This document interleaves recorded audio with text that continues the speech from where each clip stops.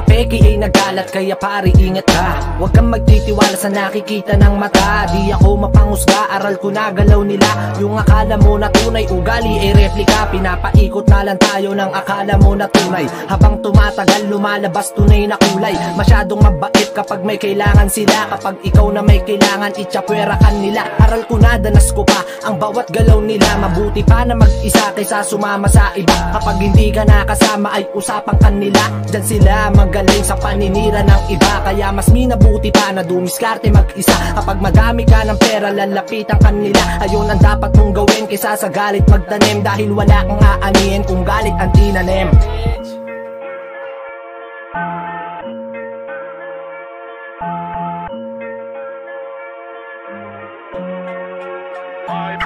Di kita inaaning, alam mo ba yung punto ko? Gusto ko lang malaman mo na di lahat tunay sa'yo. Pinapaikot ka na lang ng kala mo ay totoo. Kasi dyan sila magaling, pinapaikot utak mo. Sana ngayon alam mo na, wag magtiwala sa iba. Kasi kung tunay talaga, ba't sisiraan ka nila? Para lang maging bida sa paningin ng iba. Kung ano bang sasabihin kahit na natama ka. Kasi mahirap mamangha sa pinapakita nila.